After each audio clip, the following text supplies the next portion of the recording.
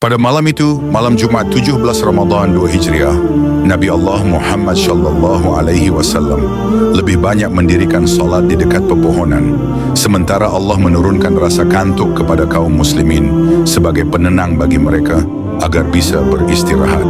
Sedangkan kaum musyrikin di pihak lain dalam keadaan cemas.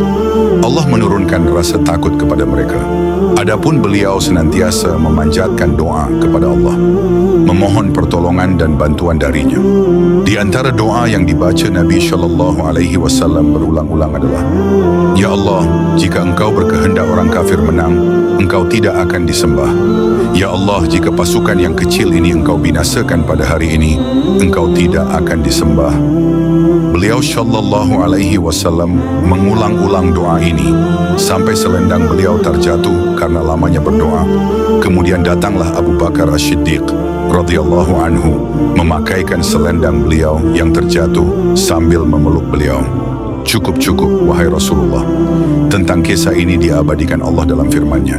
Ingatlah ketika Tuhanmu mewahyukan kepada para malaikat, sesungguhnya aku bersama kamu, maka teguhkan pendirian orang-orang yang telah beriman.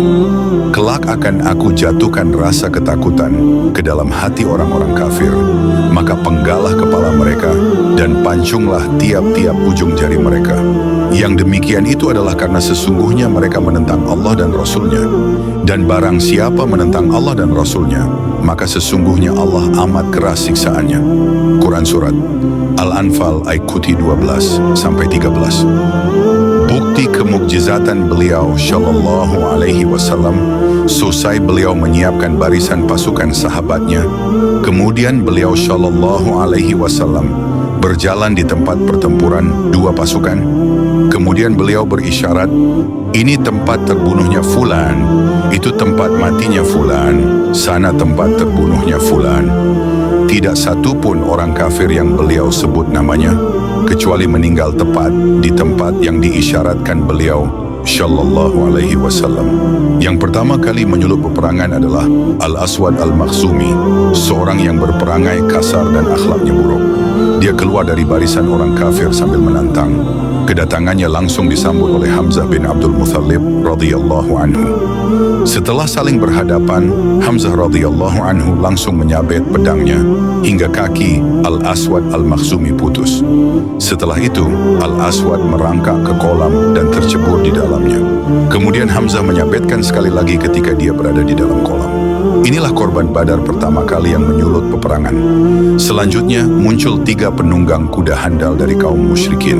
Ketiganya berasal dari satu keluarga, Syaibah bin Rabi'ah, Utbah bin Rabi'ah, dan anaknya Al-Walid bin Utbah. Kedatangan mereka ditanggapi 3 pemuda Ansyar, yaitu Auf bin Harits, Muawidz bin Harits, dan Abdullah bin Rawaha. Namun ketiga orang kafir tersebut menolak adu tanding dengan 3 orang Ansyar, dan mereka meminta orang terpandang di kalangan muhajirin. Kemudian Nabi sallallahu alaihi wasallam memerintahkan Ali, Hamzah, dan Ubaidah bin Haris untuk maju. Ubaidah berhadapan dengan Al-Walid, Ali berhadapan dengan Syaibah, dan Hamzah berhadapan dengan Utbah. Bagi Ali dan Hamzah, menghadapi musuhnya tidak ada kesulitan. Lain halnya dengan Ubaidah. Masing-masing saling melancarkan serangan hingga masing-masing terluka. Kemudian lawan Ubaidah dibunuh oleh Ali radhiyallahu anhu. Atas peristiwa ini Allah abadikan dalam firman-Nya, inilah 2 golongan-golongan mukmin dan golongan kafir yang bertengkar. Mereka saling bertengkar mengenai Rabb mereka. Quran Surat Al-Hajj ayat 19. Selanjutnya, bertemulah 2 pasukan. Pertempuran pun terjadi antara pembela tauhid dan pembela syirik.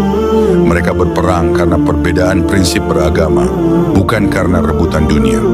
Sementara itu, Nabi sallallahu alaihi wasallam berada di tenda beliau, memberikan komando terhadap pasukan. Abu Bakar dan Sa'ad bin Mu'adz radhiyallahu anhuma bertugas menjaga beliau. Tidak pernah putus, Nabi sallallahu alaihi wasallam senantiasa melantunkan doa dan memohon bantuan dan pertolongan kepada Allah. Terkadang beliau keluar tenda dan mengatakan, pasukan Quraisy akan dikalahkan dan ditekuk mundur. Beliau juga senantiasa memberi motivasi kepada para sahabat untuk berjuang. Beliau bersabda, Demi Allah, tidaklah seseorang memerangi mereka pada hari ini, kemudian dia terbunuh dengan sabar dan mengharap pahala serta terus maju dan pantang mundur. Pasti Allah akan memasukkannya ke dalam surga. Tiba-tiba berdirilah Umair bin Al-Himam Al-Ansyari sambil membawa beberapa kurma untuk dimakan. Beliau bertanya, "Wahai Rasulullah, apakah surga lebarnya selebar langit dan bumi?" Nabi Shallallahu Alaihi Wasallam menjawab, "Ya." Kemudian Umair mengatakan, "Bah, yaitu ungkapan kaget. Wahai Rasulullah, antara diriku dan aku masuk surga adalah ketika mereka membunuhku. Demi Allah, andaikan saya hidup harus makan kurma dulu. Sungguh ini adalah usia yang terlalu panjang." Kemudian beliau melemparkan kurmanya dan terjun ke medan perang sampai terbunuh. Dalam kesempatan yang lain, Rasulullah Shallallahu Alaihi Wasallam mengambil segenggam pasir dan melemparkannya ke barisan musuh, sehingga tidak ada satupun orang kafir kecuali matanya penuh dengan pasir. Mereka pun sibuk dengan matanya sendiri-sendiri sebagai tanda kemujizatan beliau atas kehendak Zat penguasa alam semesta.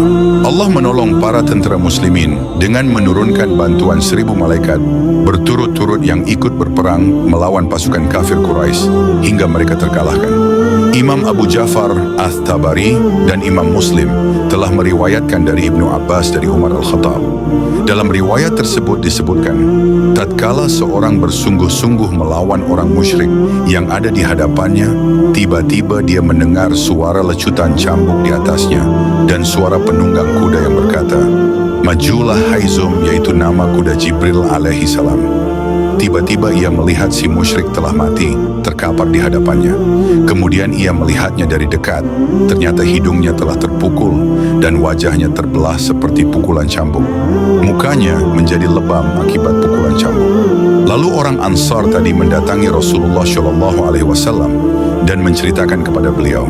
Rasulullah bersabda, "Engkau benar, itu adalah bantuan dari langit ketiga." Pada kejadian tersebut, yang terbunuh dari orang-orang musyrik sebanyak 70 orang dan yang ditawan sebanyak 70 orang. Singkat cerita, pasukan musyrikin terkalahkan dan terpukul mundur. Pasukan kaum muslimin berhasil membunuh dan menangkap beberapa orang di antara mereka. Ada 70 orang kafir terbunuh dan 70 yang dijadikan tawanan. Di antara 70 yang terbunuh ada 24 pemimpin kaum musyrikin Quraisy yang diseret dan dimasukkan ke dalam lubang-lubang di Badar. Termasuk di antara 24 orang tersebut adalah Abu Jahal, Syaibah bin Rabi'ah, Utbah bin Rabi'ah, dan anaknya Al-Walid bin Utbah. Demikianlah perang Badar, pasukan kecil mampu mengalahkan pasukan yang lebih besar dengan izin Allah. Allah berfirman, betapa banyak golongan yang sedikit dapat mengalahkan golongan yang banyak dengan izin Allah. Dan Allah beserta orang-orang yang sabar. Quran Surat 6, Al-Baqarah ayat 249. Mereka menang bukan karena kekuatan senjata. Mereka menang bukan karena kekuatan jumlah personilnya. Mereka menang karena berperang dalam rangka menegakkan kalimat Allah dan membela agamanya. Allahu al-Musta'an.